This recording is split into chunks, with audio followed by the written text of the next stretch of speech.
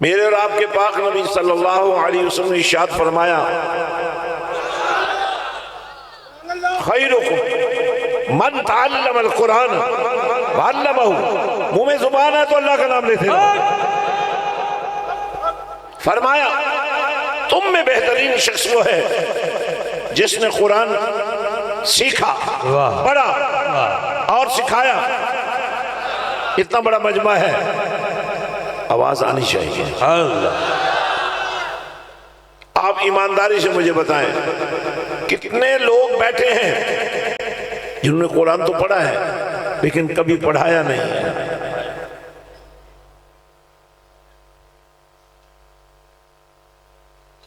اس شہر میں مدرسوں کی کمی نہیں ہے، لیکن یہ جتنا بڑا اجتماع ہے اور اس اجتماع میں وہی آیا ہے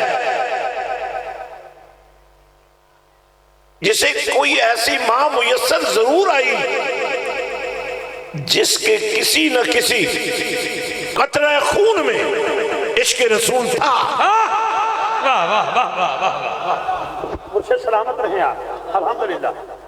تبھی تو تمہارا یہ ولولہ.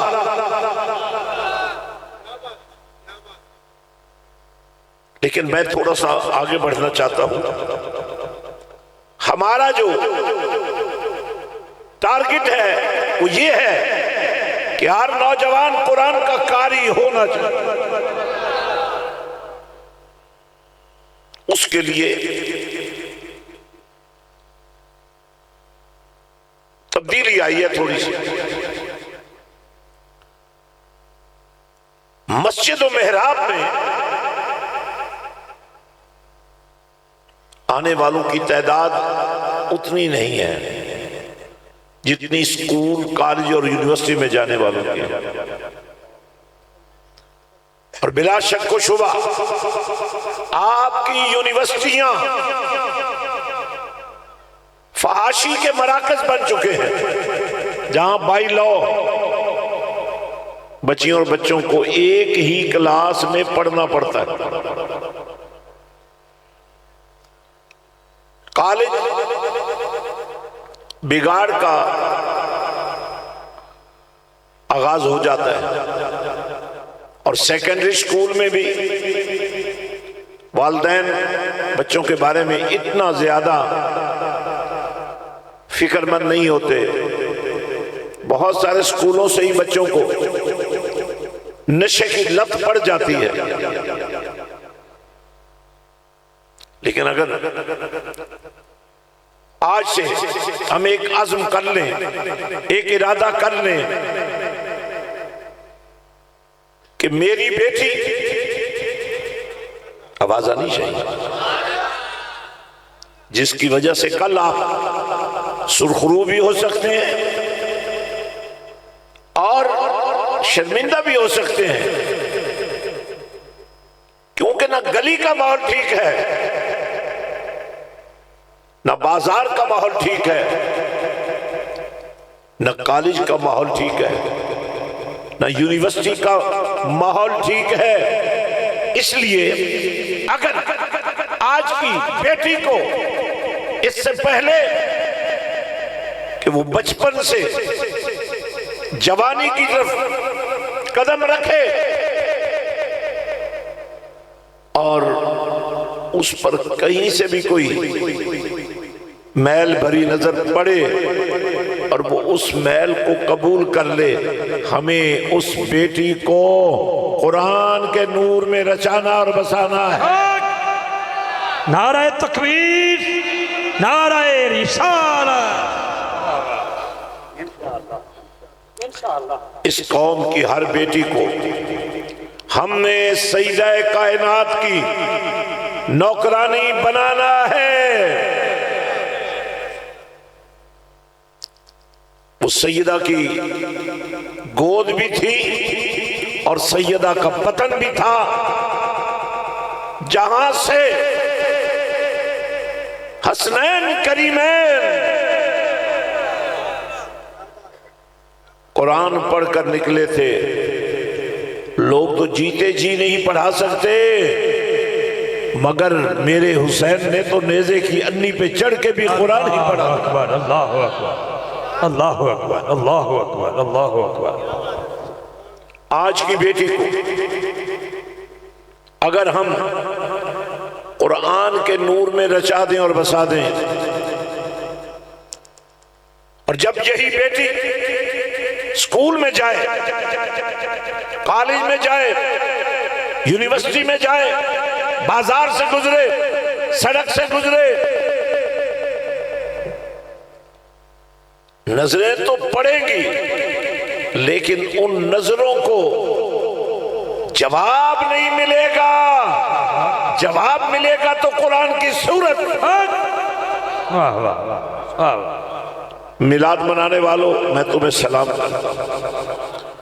اور دیکھیے یہ میلاد منانا بھی کوئی چھوٹا سا کام نہیں ہے، بہت بڑا کام ہے۔ کہاں سے شروع کروں؟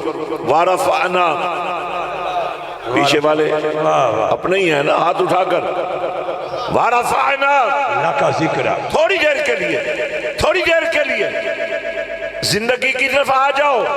وَرَفَعْنَا لَكَ ذِكْرَكَ، میں نے کہا مولا تو الہ ہے، واحد ہے، احد ہے۔ وَرَفَعْنَا میں اور کون کون شامل کر لیا؟ واہ واہ واہ، سبحان اللہ۔ قرآن کی تفسیر اگر قرآن کرے تو بڑا اچھا لگتا۔ علماء سے پوچھئے، علماء بتاتے ہیں قرآن کی بہترین تفسیر خود قرآن ہے۔ وَرَفَعْنَا لَكَ ذِكْرَكَ، ایک دفعہ میں اس کا ترجمہ کر دیتا ہوں۔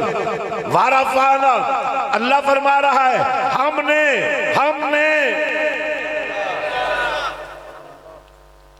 لَكَ، کملی والے آپ کے لیے، وَرَفَعْنَا، ہم نے بلند کیا آپ کے لیے، ذکرک، آپ کے ذکر کو۔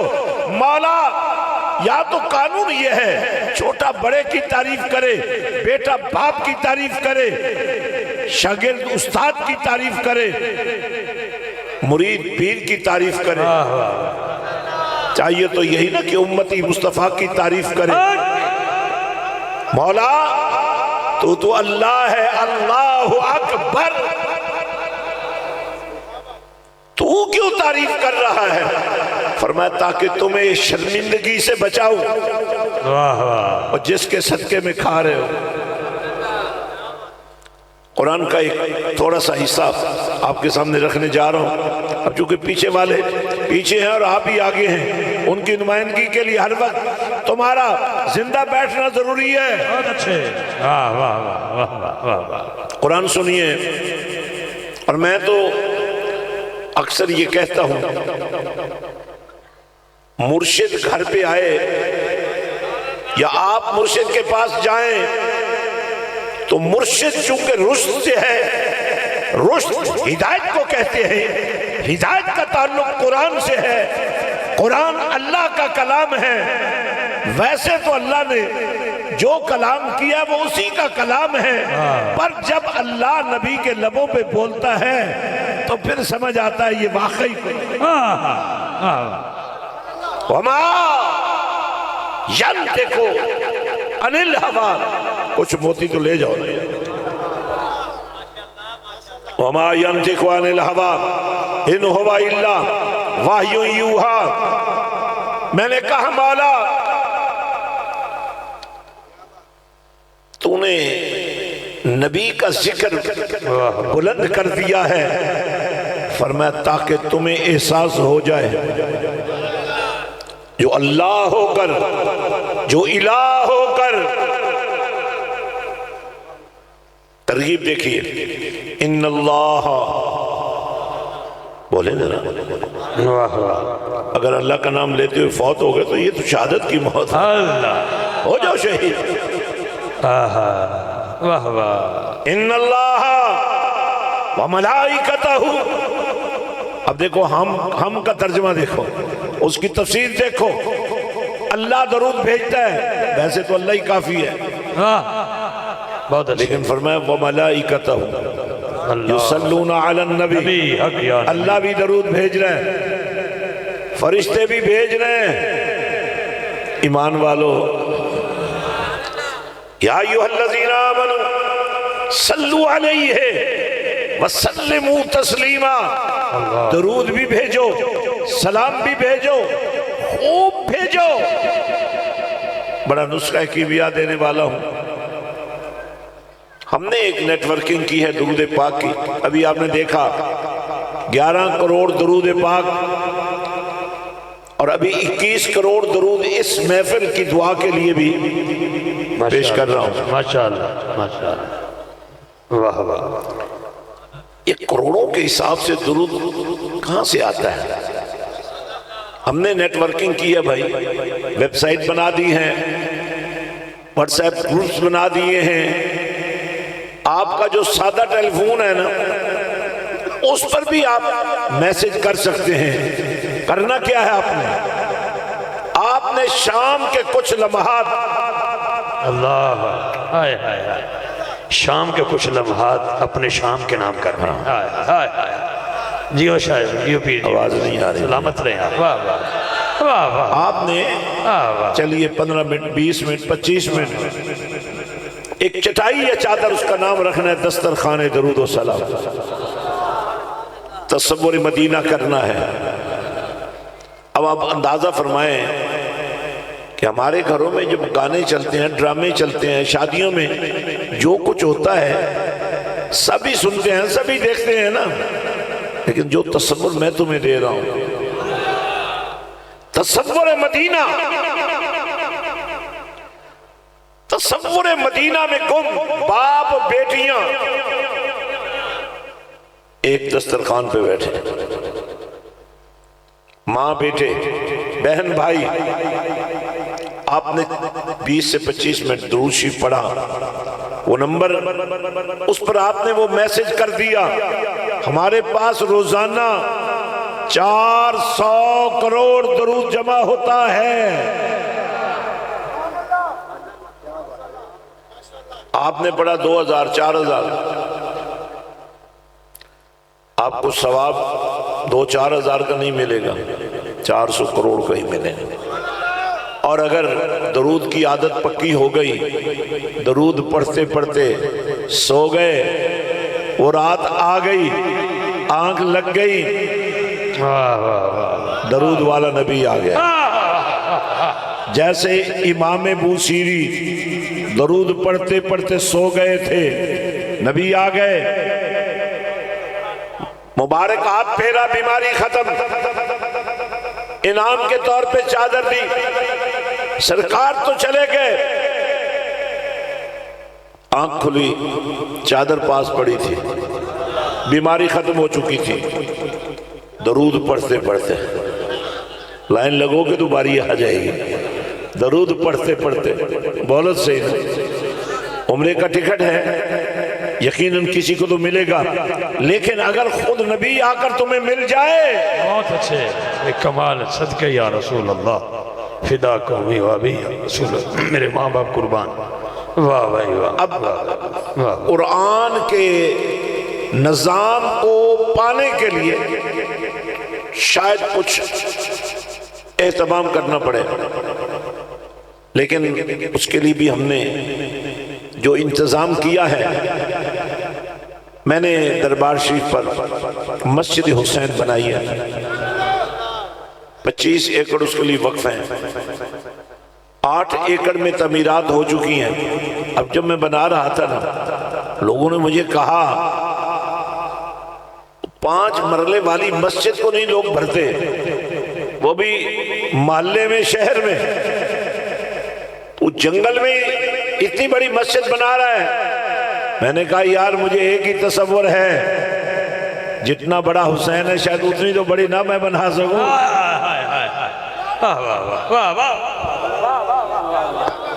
کیا بات ہے، اور جب مسجد بن گئی نا تو لوگوں کا بار بار کہنا، مجھے بھی ایک دن ایسے ہی خیال آ گیا کہ یار واقعی اتنی بڑی مسجد میں نمازی کہاں سے آئیں گے؟ تو پھر جواب آ گیا، آواز نہیں آئی، آواز آئی۔ ہر مصلی پہ نمازی نہیں کھڑا ہوگا، قرآن کا قاری کھڑا کرو۔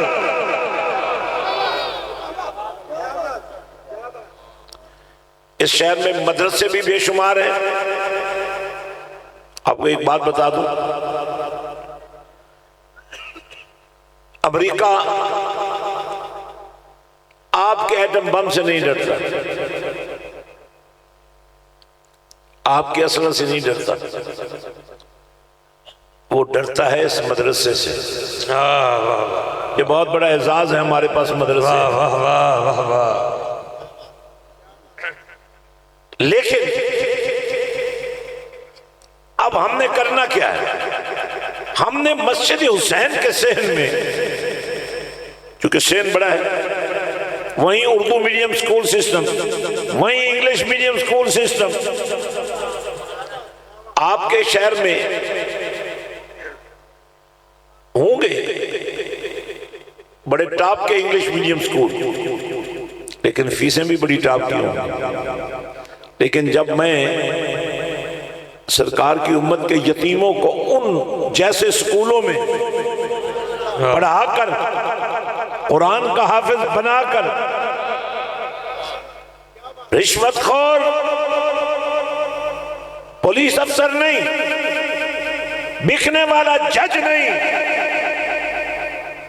بلکہ قرآن کا قاری جج، واہ واہ واہ واہ بھائی واہ واہ بھائی واہ بھائی واہ، آپ کو دوں گا نا واپس۔ تو مسجد حسین کے صحن میں ہم نے گوشہ سیر کائنات بنایا ہے، تاکہ اگر بچیوں کو محفوظ طریقے سے پڑھنے کا موقع نہ مل رہا ہو، ہاسٹل فیسلٹیز موجود، بی ایس کلاسز موجود، انٹر کلاسز موجود، آئی ٹی کورسز موجود، لیکن فرق یہ ہوگا آپ کے کالج سے آئی ٹی کرنے والی بیٹی پتہ نہیں کیا کیا چیٹنگ کرے گی، لیکن مجھ سے دین سیکھ کر آئی ٹی کی اسپیشلسٹ بننے والی آپ کی بیٹی وہ کسی اور سے چیٹ نہیں کرے گی، اس کی صبح بھی نبی کے ساتھ ہوگی، اس کی شام بھی نبی کے ساتھ۔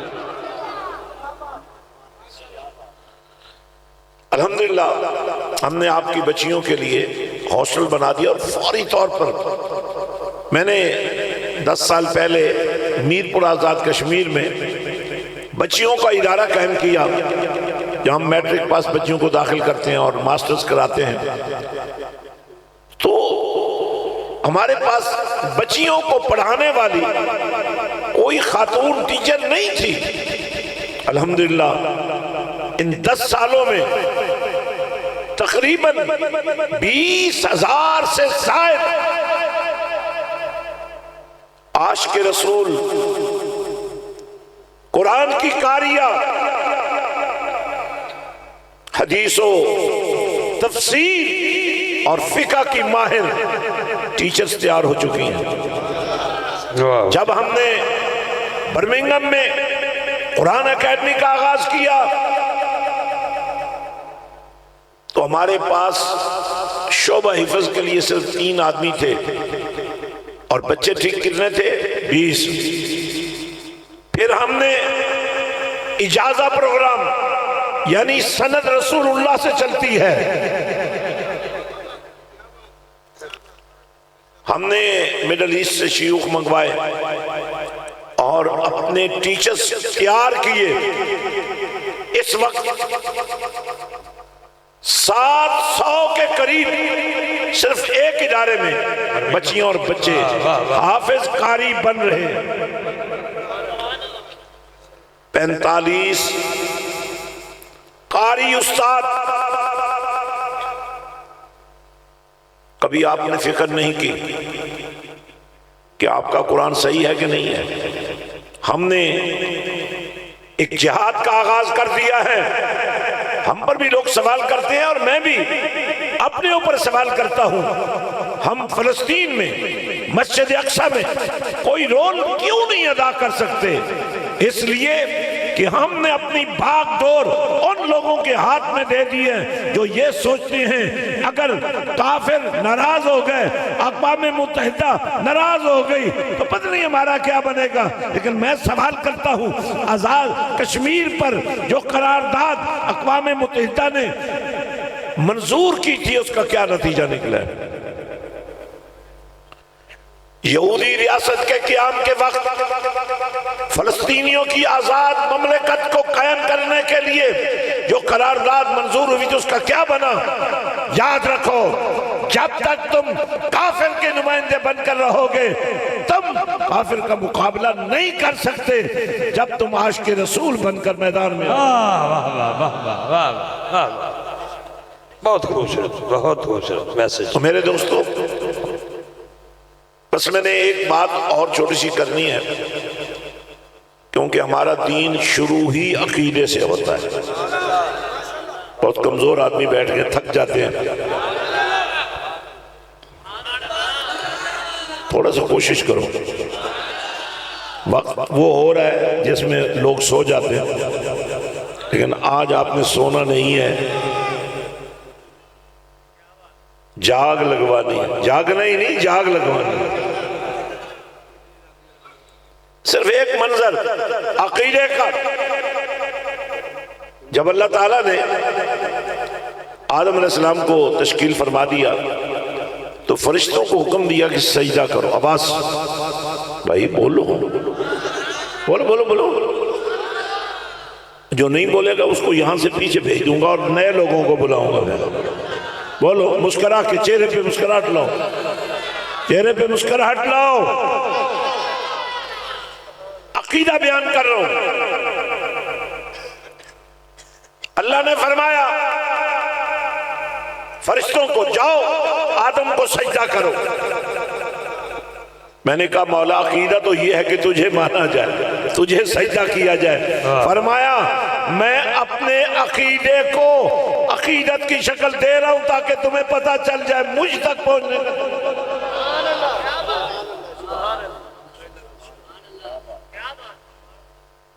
یہ میرا خاص میسج ہے۔ فرمایا جاؤ سجدہ کرو۔ فرشتے نور سے بنے ہوئے ہیں۔ اچھا ویسے ایک بات ذہن میں رکھو، اتنے فرشتے نور سے بنے ہیں، فرق نہیں آیا، لوگوں کو یہ کہنا کیوں اچھا لگتا ہے؟ اور پھر کہتے ہیں ہم بڑے پکے مسلمان ہیں کہ اگر نبی کو نور مان لیا تو اللہ کے نور میں فرق آ جائے گا۔ ارے نادانو، اتنے فرشتے بن گئے، اللہ کا نور نہیں فرق پڑا۔ ہاتھ چوک کے نعرے دا جاد، ساڈا نبی نور حق کے، بولو گے سارے؟ تھوڑی آواز دینا جی میرے مائک دی، کدی بندہ تھک بھی تو جانتا ہی ہے۔ دونوں ہاتھ اٹھا کے، ساڈا نبی نور ساڈا نبی نور ساڈا نبی نور ساڈا، میں ویکھ لیا کیڑا کیڑا بندہ چک رہا ہاتھ، میں ویکھ لیا، جی میں ویکھ رہا تو حضور بھی ویکھ رہے نے تانوں۔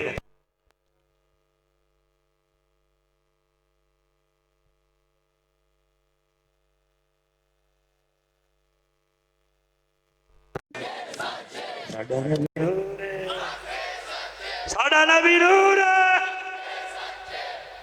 اچھا دیکھو، اگر آپ کی آنکھ میں نور کا چاہے ایک چھوٹا سا قطرہ ہی کیوں نہ ہو، آواز نہیں آئی مجھے، تیری آنکھ میں نور آ جائے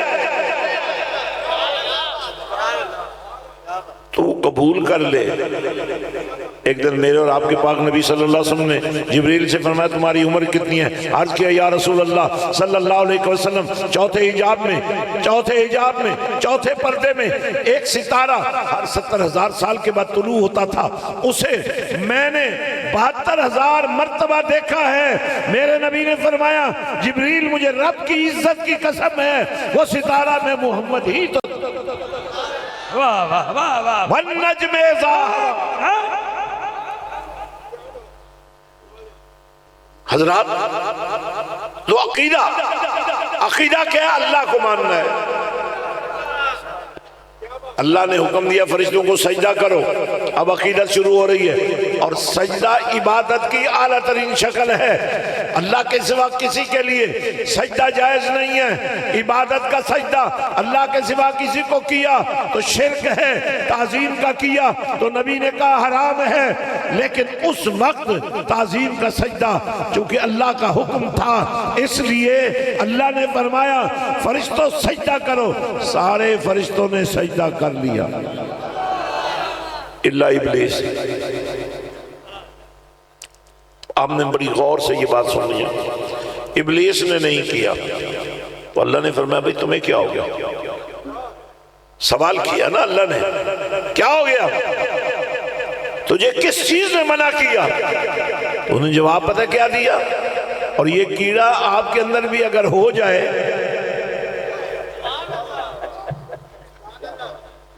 کوئی علم کی وجہ سے، کوئی صورت کی وجہ سے، کوئی برادری کی وجہ سے، کوئی مالی وسائل کی وجہ سے، اگر یہ کیڑا آپ کو تڑپائے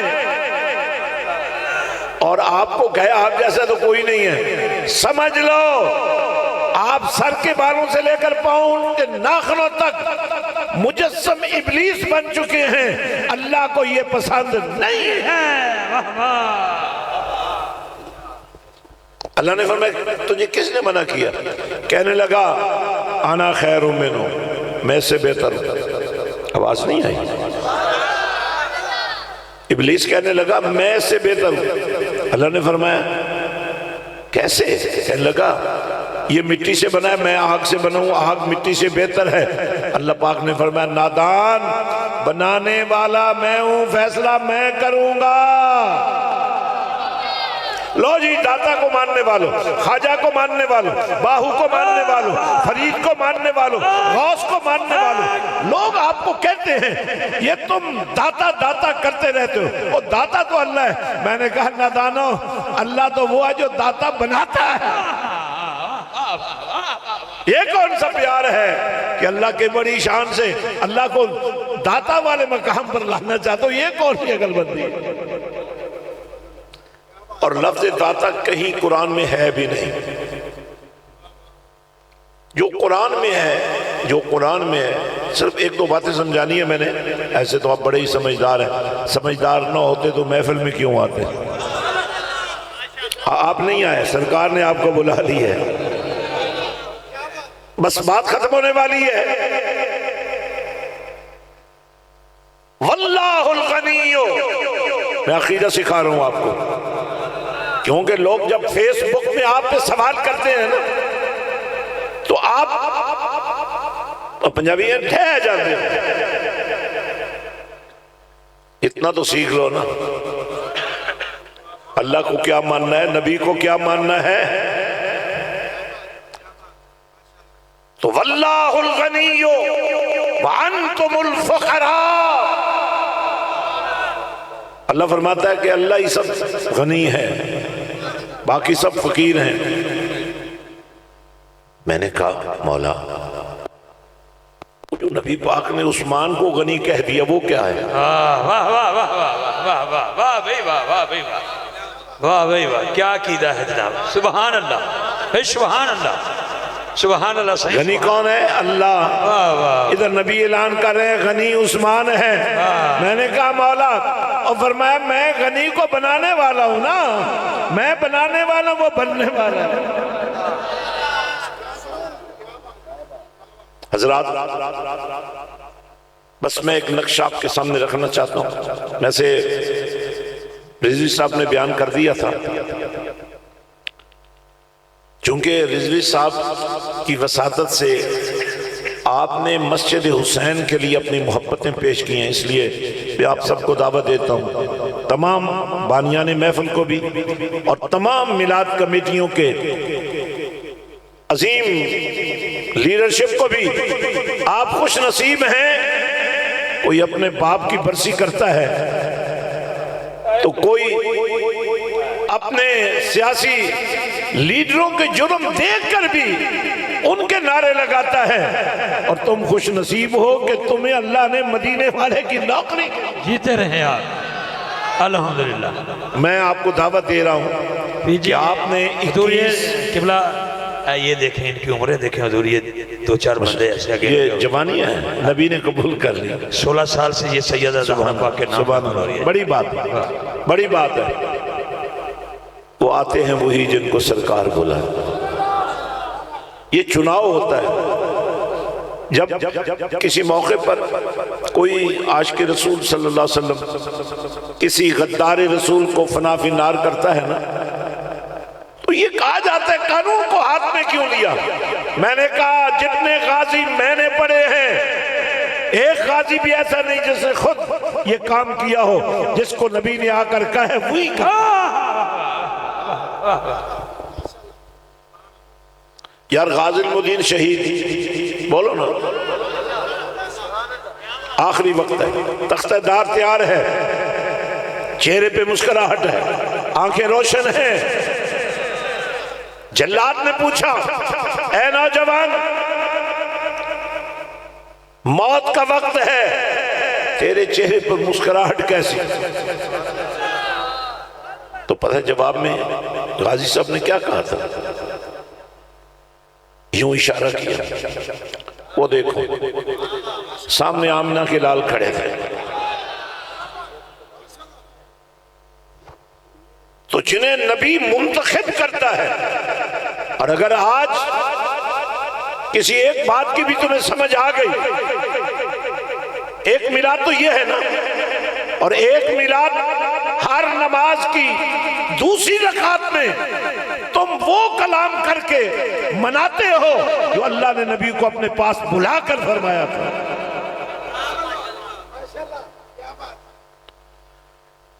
کسی نے کہا تھا آذان کے ساتھ کبھی بلال نے صلاۃ والسلام نہیں پڑھا تھا تو میں کہتا ہوں آذان ہے ہی نماز کے لیے تھوڑی سی آواز تو آنی چاہیے بہت اچھے کیا خوبصورت آذان تو ہے بلاوا نماز کا اگر نماز میں آ کر بھی درود و سلام پڑھنا ہے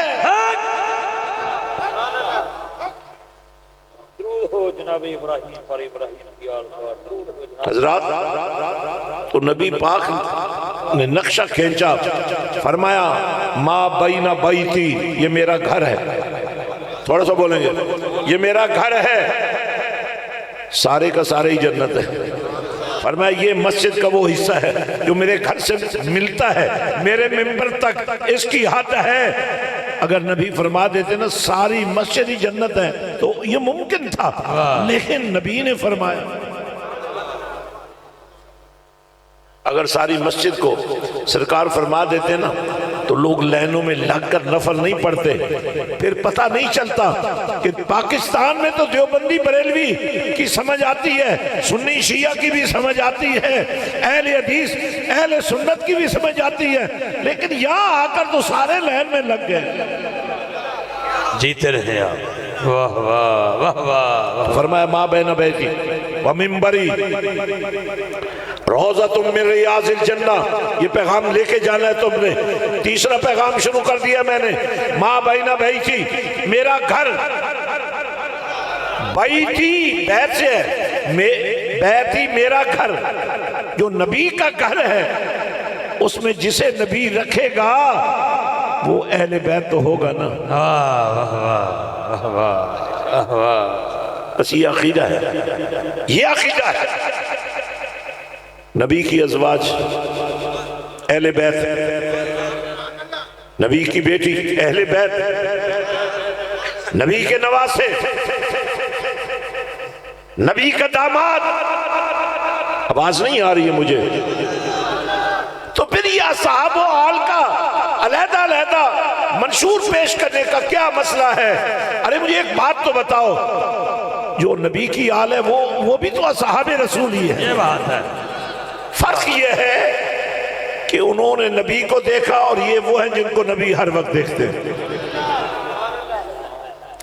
اب بڑا خاص منظر ہے جنت ہے اس جنت میں نبی نے جنتیوں کو بٹھا لیا، ابو بکر فی الجنہ، عمر فی الجنہ، عثمان فی الجنہ، علی فی الجنہ، اور حسن حسین تو ہے ہی جنتی نوجوانوں کے سردار۔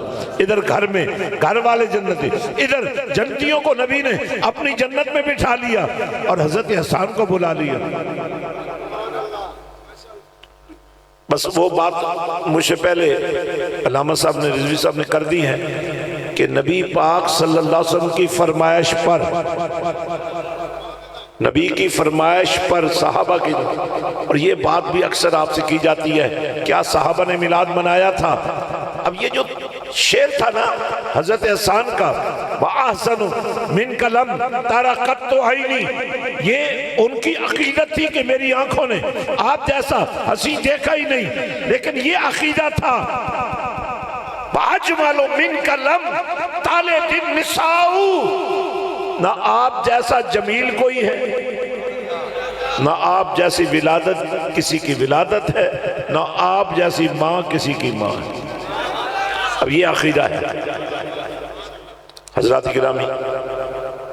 میں یہ سمجھتا ہوں اگر اس سے زیادہ میں گفتگو کروں گا، ویسے ظاہر ہے مجھے زیادہ ہی کرنی چاہیے تھی، مگر میرے اپنے ساتھی بھی مجھے کہتے ہیں روز کی 5 تقریریں کرتے ہو، ذرا چھوٹی تقریریں کیا کرو۔ تو محفل کے آداب کا بھی تقاضا یہی ہے، چونکہ جو میسج میں نے آپ کو دینا تھا وہ آپ کو دے دیا ہے۔ 21 دسمبر دربار سلطان باہو انشاءاللہ ایک نیت کر لیں کہ ہم نے ایک دفعہ مسجد حسین کی زیارت کریں انشاءاللہ، اور مسجد حسین کے اندر جو بچے ہم تیار کر رہے ہیں ان کو آ کر دیکھ لو، مل لو۔ ہر بچہ 10 سال سے لے کر 25 سال تک، ہر بچہ اور بچی خطیب بھی ہیں، نقیب بھی ہیں، قاری بھی ہیں، اور نعت خوان جن کی آواز بہت اچھی ہے۔ ہمارے قاری شاہد صاحب کے کئی شگل وہاں پیدا ہو چکے ہیں، ایسے ہی سٹائل مارتے ہیں،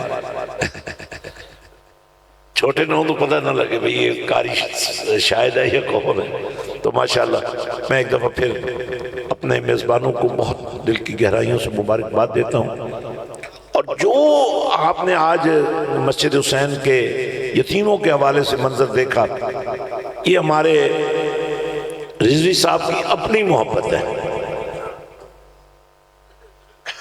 اور جب کوئی محبت میں ہونا تو اس کو روکنا بڑا مشکل ہوتا ہے، لیکن ایک ایسی نیکی جس کا نتیجہ یہ ہو کہ قیامت کے دن باپ، ماں، بھائی، دوست، برادری کوئی مدد کر ہی نہ سکے، اس دن مدینے والا تمہیں اپنے ساتھ یوں کھڑا کر لے۔ دیکھیں یہ 2 انگلیاں کتنی قریب ہیں۔ کملی والے نے فرمایا اتنا قریب میں تمہیں اپنے ساتھ کھڑا کر لوں گا اگر کسی بھی وجہ سے تم نے میری امت کے یتیموں کے سر پہ ہاتھ رکھ دیا۔ اس شہر میں بھی مدرسے موجود ہیں، آپ کے کسی گاؤں میں بھی کوئی مدرسہ ہوگا، جہاں نہیں ہے ہمارے پاس یونائٹڈ سکول سسٹم، ہمارے تمام سکولوں میں شعبہ حفظ، تجوید، ہمارے کالجز میں، ہمارے پاس جو یونیورسٹی لیول کی ایفیلیشنز موجود ہیں۔